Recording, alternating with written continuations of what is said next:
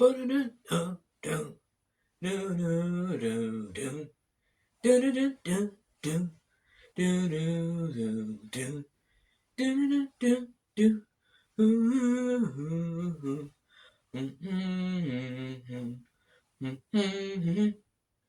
to talk about one of my favorite Christmas movies and one of the greatest Christmas movies of all time.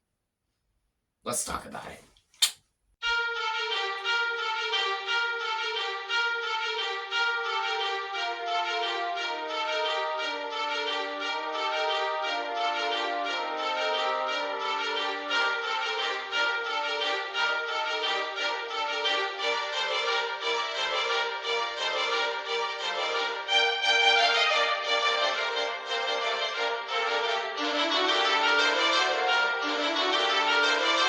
Hello everyone! Welcome back to another review of the 2024 Christmas season reviews. And for today, we're going to be talking about 1990's Home Alone. Yes, that's right. 1990's Home Alone. And first off, I would just like to apologize. My apologies on the delay of this review, folks. Yesterday just got really busy, and I really did want to get this review up last night, but it just got too late, and it was just it was too busy, too crazy, and then it just ended when I finally got time and availability. It was just too late, so I had to just delay till tomorrow. So my apologies on that, guys, but I'm finally bringing it here for y'all, all wonderful folks. And yeah, hope you all been enjoying your Christmas season. And yeah, welcome back everybody. If you're new to this channel, hit that subscribe button and that notification bell to get more of all my latest reviews, all my latest rankings, all my latest top 10 lists. Stay tuned for all the cool shit and all the cool stuff that I got coming your way, because you guys are not going to want to miss what I have planned. And for the folks who are coming back to this channel, welcome back everybody. It's so great to see your faces again. And I'm so happy, so glad, and so honored that you guys clicked on my video, because it really means a lot to me. And once again, stay tuned for all the cool stuff that I got coming your way. In terms of other updates, as you guys can see, there's a few lights added. You can see in the reflection, so expanded the decorations a little bit. But yeah, let's get right to it. Here is my review for 1990's Home Alone. Let's go.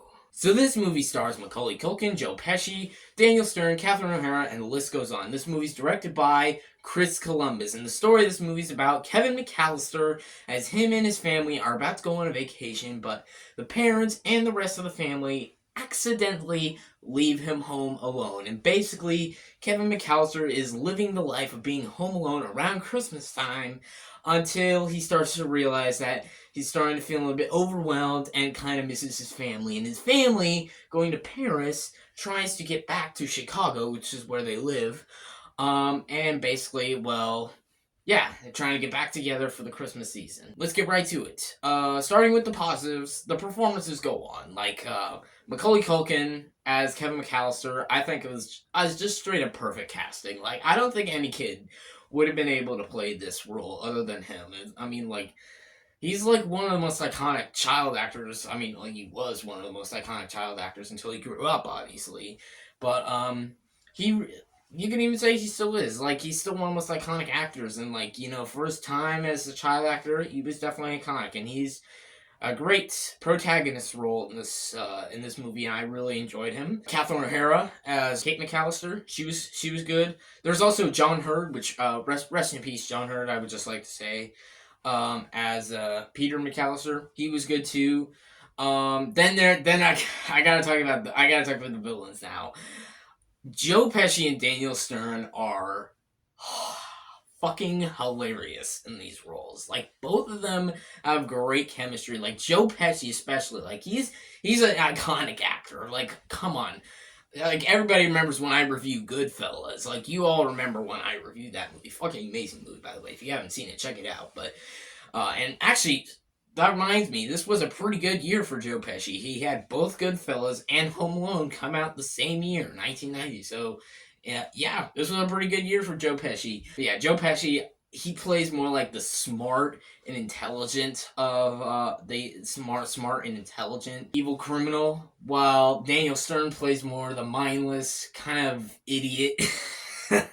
um, um, the idiot criminal, also known as Harry and Marv. Yeah, Harry and Marv. Joe Pesci plays Harry, and Daniel Stern plays Marv. And these two together are just fucking hilarious. And when you see them get their asses kicked in the third act, it is just straight up hilarious.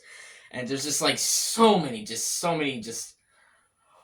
wow, so many iconic lines. I don't think I'll say any, but yeah, just so many great scenes.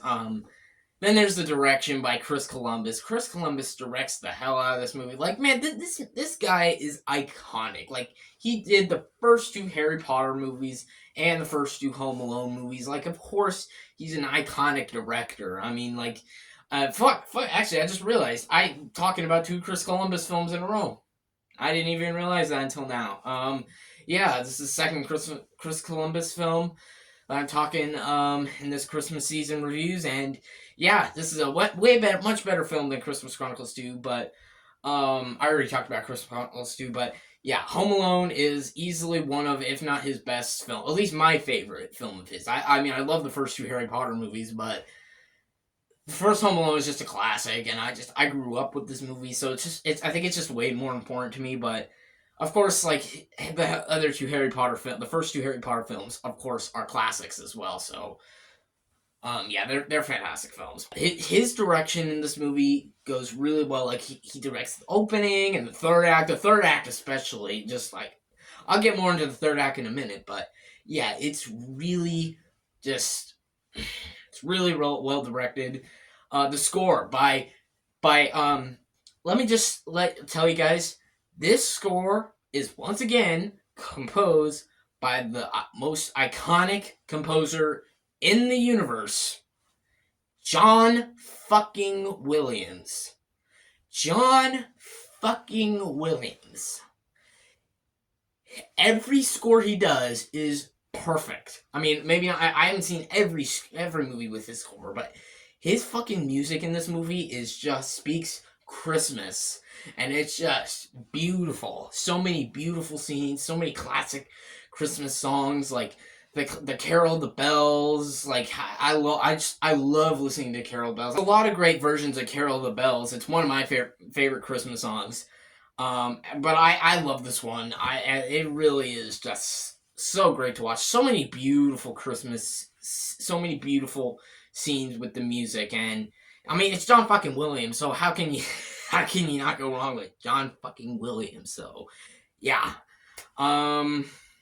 yeah, the music is fantastic. And I just gotta talk about the film as a whole. Like, I already mentioned that this is a film that I grew up with. It's a film I've been watching my whole life, every Christmas season, and it's just had such an important place in my heart. So many scenes still make me laugh, still to this day. Like, I just rewatched this movie just a couple days ago. I can't tell you guys how many times I laughed my ass off at many scenes, especially the third act. When you see Kevin McAllister, an 8-year-old kid. Yeah, that's right, a fucking 8-year-old kid. Kick the shit out of two grown-ass men is the funniest thing you will ever watch. And Kevin is smart. Like, just be clear. Like, I like, when I was a kid, I was just like, dude, how the fuck are you this smart? I mean, just like, yeah, he outsmarted two grown men, criminals. And it was just hilarious to watch, and it was so great. Even like their chemistry scenes, and I already talked about them in the sequel as well, which I also like the sequel, even though I do have some of my issues of the sequel. It kind of has a little too many rehash moments, some moments that don't always work, but I still thought that movie was a good sequel. But this movie just can't be taught. Just like so many hilarious moments, so many heartwarming moments, and that fucking ending.